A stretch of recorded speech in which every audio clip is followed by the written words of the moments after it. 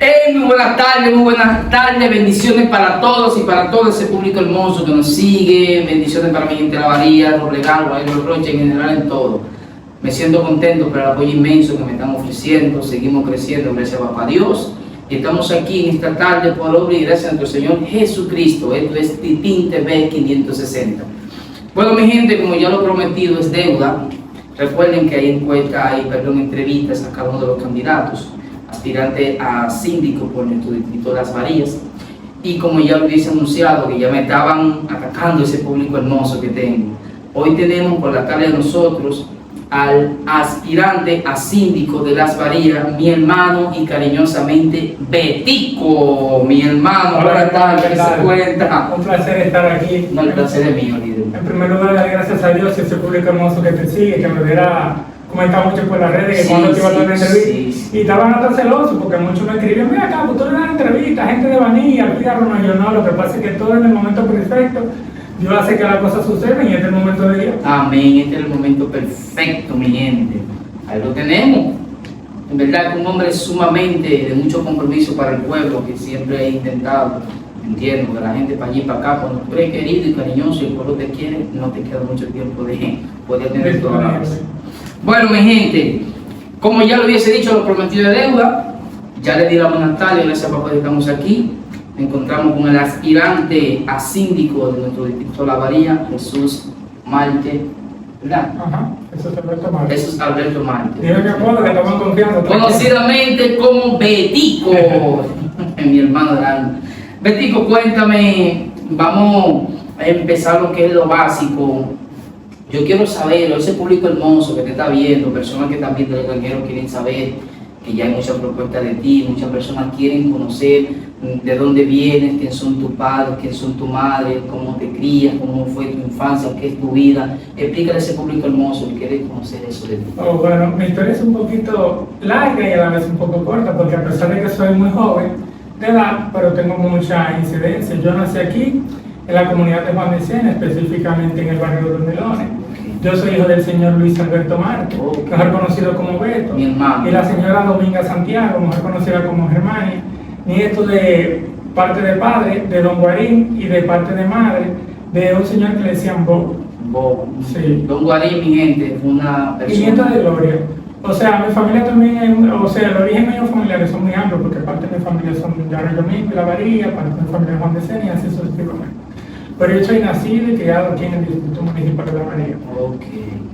Entiendo a mi gente, porque no tienen conocimiento, que hay personas que dicen, como La Bahía, Juan de Sena, es un distrito que siempre los distritos se conforman con nombres diferentes, pero es del mismo entorno. Juan de Sena y La Bahía, Roblegal, todo es lo mismo. Lo que pasa es que el distrito se divide por secciones. Por sesión. O sea, es un distrito municipal compuesto por 21 kilómetros. Bueno, en aquel tiempo ya no tenemos 21 kilómetros, pero eso te voy a explicar más adelante en la entrevista. Claro. Pero territorialmente estamos divididos en tres secciones, que son Roblegal, Juan de Sena y Las Varillas. De Las Varillas. Ajá, del distrito municipal de La Bahía, que viene siendo, abarca todas las secciones que lo componen, secciones paralelas. Ok, perfecto. Y háblame un poco de tu infancia, las personas quieren saber de ti, de tu infancia, cómo ha sido, cómo fue dura, fue fuerte, fue bien, porque siempre pasamos muchas circunstancias en medio de la infancia, de economía familiar, pero nosotros queremos saber cómo fue tu infancia. Bueno, mi infancia fue una infancia normal. Me crecí con los muchachitos del barrio, siempre estudiando, porque desde pequeño mi mamá y mi papá siempre se enfocaron en que uno fuera a la escuela, que uno haga su tarea. Entonces mi mamá siempre me decía a mí, ¿tú quieres jugar con los amiguitos tuyos del barrio? A tu tarea. Entonces yo de que llegaba a la escuela, me embalaba para mi habitación, a hacer mi tarea huyendo, tú que la terminaba, se le enseñaba a mi mamá y cogía a jugar con los muchachitos. Mi infancia fue muy buena y creo que la infancia que yo tuve es lo que me convirtió en el joven que yo soy hoy en día, porque a pesar de que yo era un niño normal, pero me crié en un entorno muy familiar, un entorno de valores, de principios, de religión, de amor al prójimo. Y no solo eso, yo tuve una ventaja que yo le agradezco a mi familia y a Dios por dármela. Yo me crié con mis dos abuelos, don Guarín y doña Venecia. Y aparte de eso me crié conjunto con mi papá y mi mamá y mi hermana. Entonces, ¿qué pasa? Cuando tú te crías con cuatro padres, tú tienes que andar por la línea, porque cuando tú crees que tú estás haciendo algo, tú tienes son 8 encima de ti supervisando. Si no es papi, es abuelo. Entonces, si no era mami que estaba encima de mí, era papi, si no era papi, era mamá, y si no era mamá, era papá, y yo tenía que andar ahí por la línea. O sea, que te criaste. Sí, es una familia extremadamente protectora. Yo no me quejo de mi familia ni de mi crianza. Incluso lo digo públicamente, si yo me quejara de mi crianza sería mal agradecido. Porque en cuanto a salud, educación, recursos, a mí, gracias a Dios, nunca me faltó nada, pero fue por la familia que yo tuve. Y quiero recalcar en mi infancia, aunque la gente no lo crea, yo también con un muchachito yo criaba animales. Yo tenía un puerquito, le llevaba su comida, también criaba vaca, mi abuelo tenía vaca y yo la buscaba a las 6 de la mañana, te iba para la escuela y después a las 4 de la tarde, y cuando venía yo llevaba mi vaca para allá arriba por mi abuelo. O sea que mi familia, desde temprana edad, aparte, me enseñó a uno el valor de la cosa, el valor del trabajo. Importante. Claro, porque mi abuelo también me llevaba por el conuco a mí a jarazar, ya con mi abuelo jarazar por el conuco y a mojar también. Desde temprana edad, desde temprana edad. Yo por eso no le tengo miedo a ningún trabajo y entiendo que el trabajo dignifica al hombre. Pero todo eso fue por la crianza que como te dije, que yo tuve. Una buena crianza. Porque mi abuelo siempre se preocupaba como porque uno aprendiera de todo. También mi mamá, yo muchachito, me la ponía a fregar, a trapear, a cocinar. Claro, yo aprendí a cocinar, yo aprendí a cocinar como a los 8 o 9 años. Una cosa fuera de ropa. Para cocinar de verdad, porque ya uno hacía cocinadito, mi hermano y yo, dije huevitos, frititos. La infancia. Claro. Nunca pasó. Pero mi familia se preocuparon por lo básico, enseñando no solo a mí, sino también a mis hermanos, que se preocuparon mucho por eso. No, claro, importante. Porque mi mamá siempre decía algo, usted tiene que aprender de todo porque usted no sabe de qué usted va a vivir y qué la vida le tiene planeado para ustedes. Entonces ella se preocupó como porque uno aprendiera de todo y mi abuelita también que para descansar. No tienes tú nada, o sea, en tu infancia, ¿tú crees que no quisieras tú, si tuvieras una oportunidad o un momento de que, wow, tengo una oportunidad para que tú vieras el futuro, para que cambiara algo de tu infancia, ¿qué tú cambiarías? Es que yo no cambiaría nada. Nada. ¿Sabes por qué? Porque es que el tipo de persona que yo soy hoy es producto de todos esos momentos, todas esas circunstancias que yo viví en el pasado. Y yo no me quejo de nada. Y como te dije al principio, yo me crié en un hogar donde prácticamente la unión familiar, los valores eran preponderantes. Un hogar donde hay valores, donde hay principios, siempre las cosas serán en armonía. Todo fue perfecto. Y te voy a decir algo, si por ejemplo yo tuviera la oportunidad de devolver el tiempo, de cambiar algo, desearía que mis abuelos fueran eternos, que no, que yo no lo hubiese perdido. Porque mis abuelos eran tan enfáticos y tan prioritarios con uno, que ellos siempre se enfocaban como todavía ya uno estaba en la adolescencia, en la niñez, en la etapa adulta, y ellos siempre estaban como vigilando a uno, de que uno nunca falseara y de que uno nunca hiciera algo mal que le pudiera perjudicar a uno en el futuro. Entonces me hace falta como esa protección, porque tú sabes que según uno va creciendo, uno va teniendo como cierta libertad. Sí, claro. Entonces esa protección que yo tenía de mi abuelo cuando ellos fallecieron, yo siento como que la perdí. Aunque yo sé que ellos me cuidan desde el cielo, pero en verdad, tú sabes que extraño mucho de mis abuelos, los consejos que ellos me daban. Mi abuelo casi no hablaba, pero conmigo era enfermo. O sea, tú fácilmente llegabas con el cliente y no hablaba, pero cuando yo llegaba, pasaba la noche entera hablando y él siempre me daba un consejo. Fuiste como ese número uno de... No, mi abuelo no tiene preferencia, pero sino que yo soy una persona como que conecto mucho con el ser humano. Entonces mi abuelo como que encontraba en mí como esa oportunidad como de socializar e intercambiar ideas. Incluso muchas cosas que yo no he vivido ni voy a vivir, mi abuelo lo vivió. Entonces como que se enfocó de todos los errores que él cometió, como que yo no lo repitiera. Entonces él, en base a todas sus experiencias vividas, en base a todas sus cosas, como que siempre me decía, mira, no hagas esto, porque si tú haces esto te puede pasar esto y esto. Entonces me cuidó a mí de que yo cogiera por diferentes caminos que de una u otra forma me pudieran perjudicar. Incluso mira, te voy a dar una frase que mi abuelo siempre me decía, y por eso es que yo soy así como soy. Mi abuelo siempre me decía, lo único importante que tiene el ser humano se llama su reputación. Cuídala y defiéndela a cualquier precio, siempre y cuando no lastimes ni haga daño a los demás. ¿Por qué? Porque él me decía que cuando un hombre pierde su reputación, pierde sus principios, pierde sus valores, ya no es aceptable ni apto para el entorno donde vive. Entonces, ahí empieza la sociedad a juzgarte, a prejuzgarte. Y él me decía algo muy claro, me decía, mira, como a ti te va a gustar la política, porque tú siempre me acompañas, yo veo tu activismo, te voy a decir algo en la política que te va a servir para el resto de tu vida. No importa en la posición en que la vida te ponga, donde quiera que la vida te ponga, produce y da fruto. Y lo más importante, llega a cualquier puesto para servir.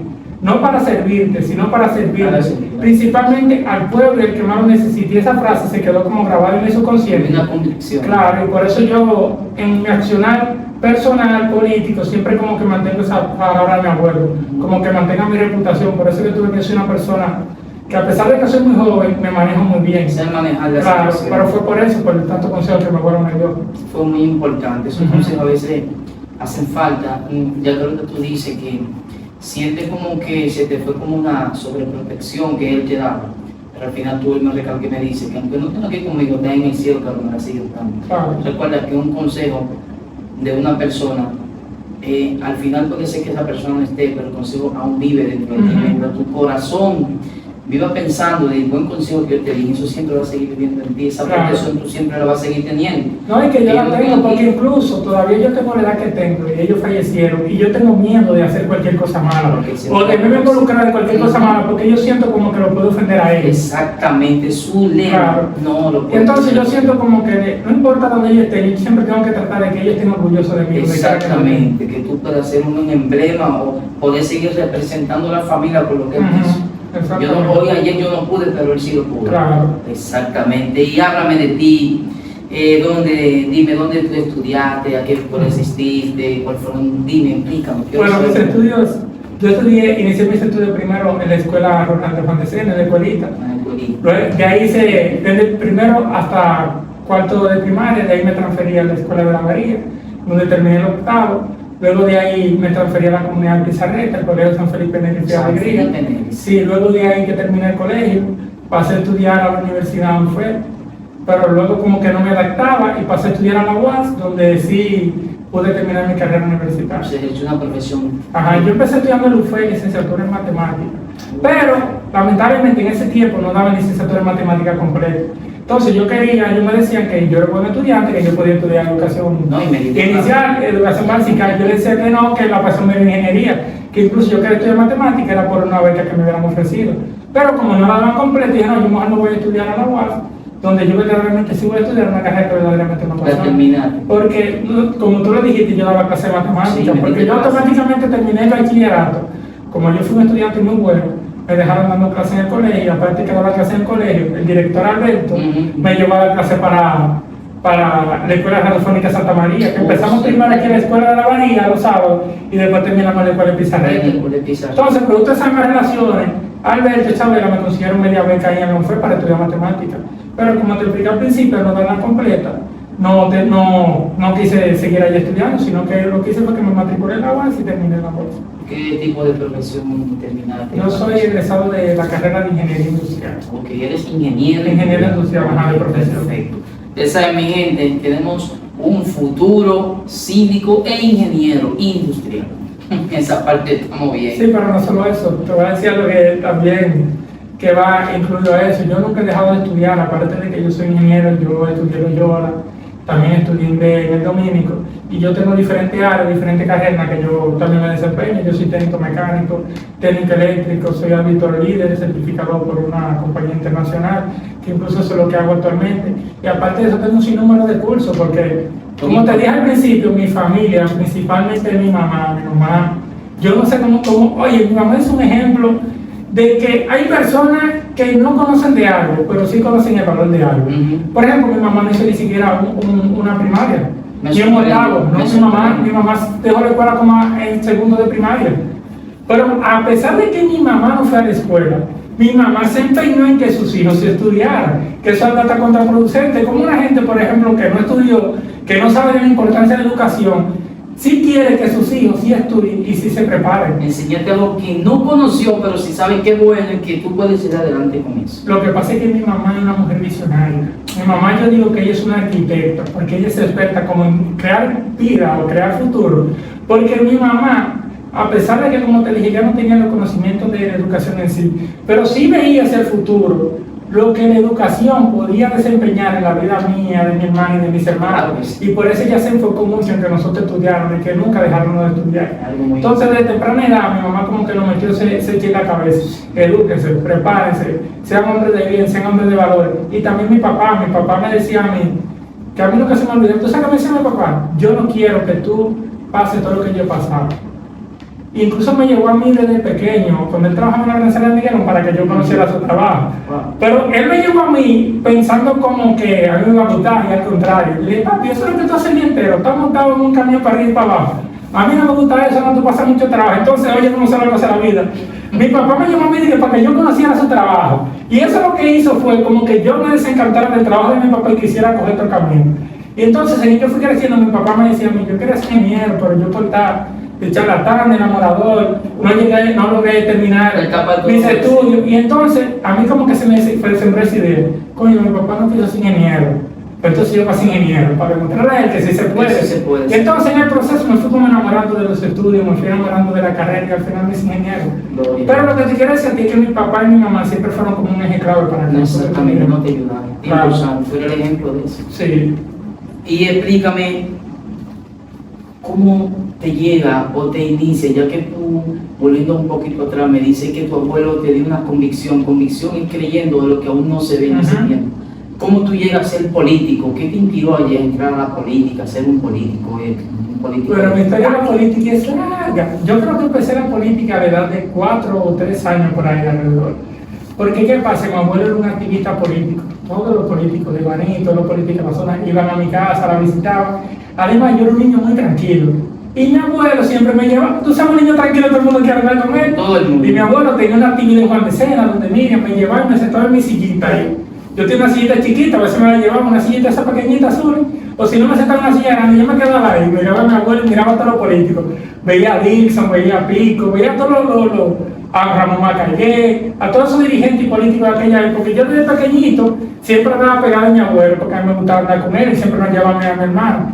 Entonces yo desde pequeño veía a la gente hablando de política, hablando de ideas, hablando de proyectos. Yo al principio no lo entendía, pero como al día de tantas reuniones, yo como que empezaba a entender. Entonces eso como que iba creando un sentimiento en mí. Y recuerdo que en el año creo que 2000, no sé si fue en el 2000 cuando gané Hipólito. Sí, cuando gané Hipólito, me cuenta mi mamá que cuando anunciaron que Hipólito ganó, yo salí para acá, un muchachito con el pancartica, de que a celebrar, un muchachito. Sin conocimiento. Sin conocimiento, incluso me dijo mi mamá una vez que me mandó una pela y yo me enganché en la caravana. Dije que había una caravana del PRD en su momento y yo dije que me enganché en la caravana, me dijo mi mamá. Hacerte porque mi mamá me cayó atrás y me vio. Antes de llegar a la condita, porque ya dije que un muchachito dije que enganchaba en una caravana.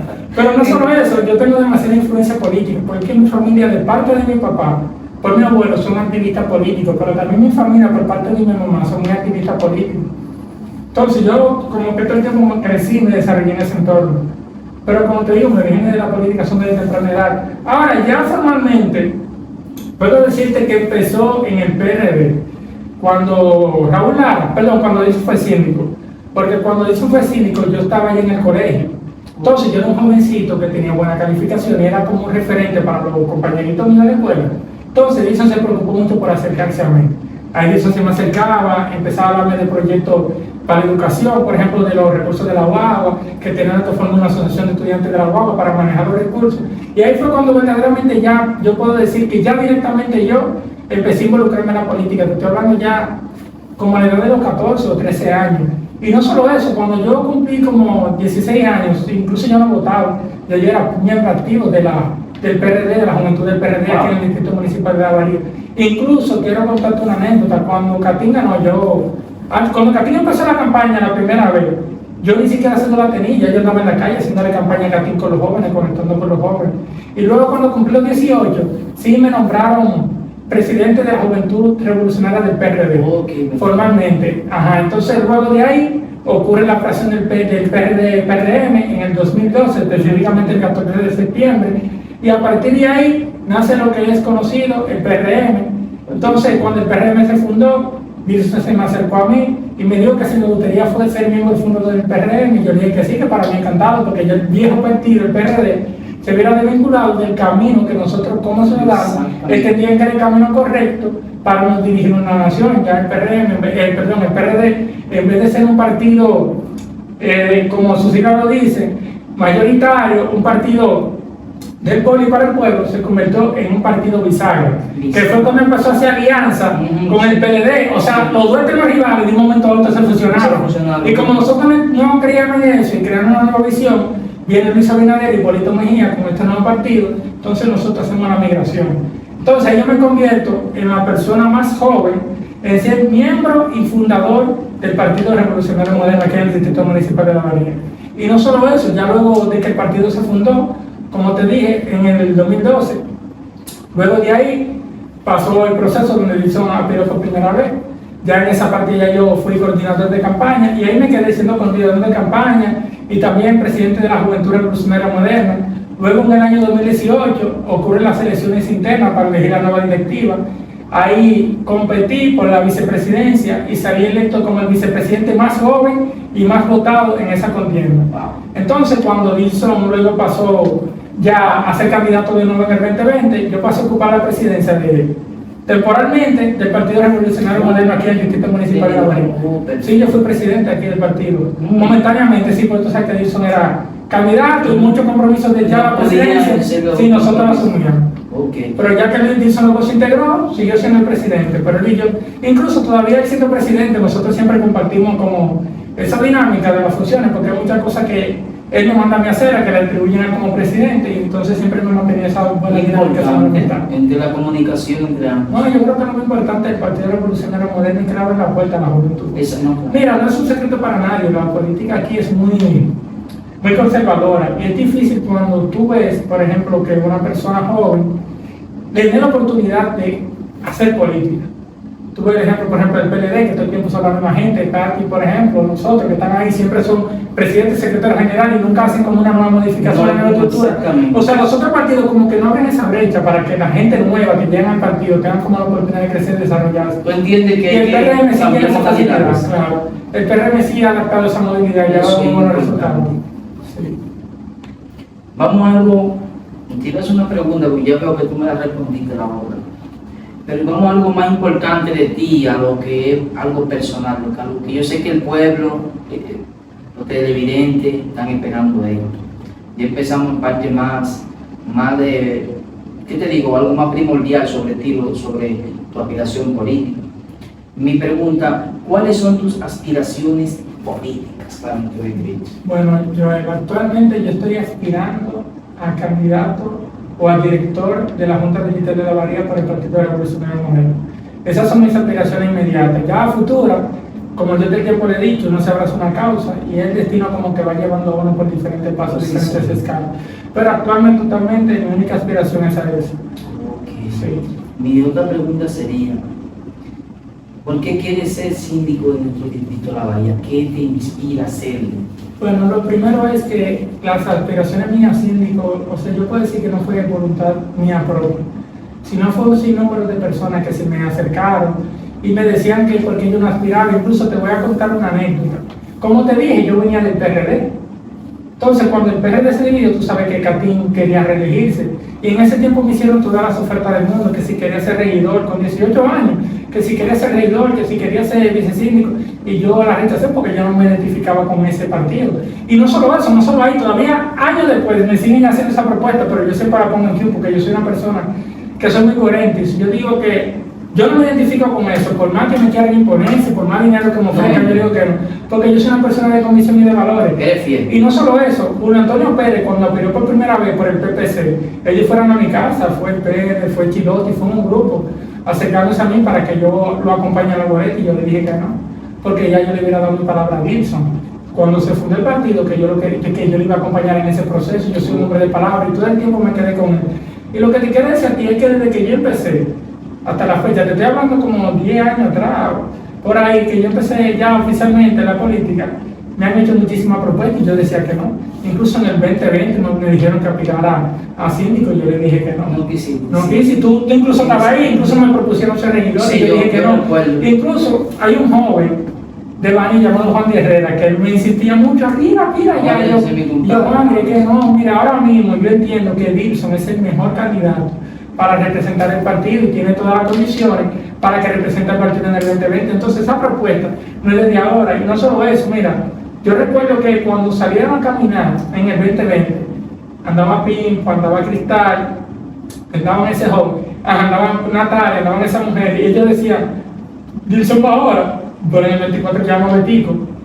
O sea, ellos mismos, en la misma propaganda, tú se recuerdas, y incluso el mismo Luis y ustedes mismos decían, Dilson va ahora, por el 24 y 25 que va, tú te recuerdas que dieron muchas casas, y la gente decía, pues yo voy a votar por ustedes, David. No, claro. Porque la gente no es de ahora que lo está pidiendo. Yo, como yo te digo, yo no decidí ni que aspirar, sino fue como la misma gente que me decidió. Por la misma situación que experimenté y vive el Distrito Municipal de La Bahía. la gente ha perdido la confianza en la política y los políticos. No, claro, entiendo. ¿Por qué? Porque lamentablemente, tú lo sabes, la gente vota por un político y luego cuando gana ese político se olvida de esa gente que lo apoyó, se olvida de esa gente que creyó en ellos, en fin, y le da la espalda al pueblo. Entonces el pueblo como que... Tú entiendes de que tú vas a hacer algo diferente, que no vas a hacer. Es que no me es político, yo soy filántropo. Sí. Tú sabes que yo ando con la Glock atrás de un palomo de esos que no traicionó. Activo con el 7 que se cree que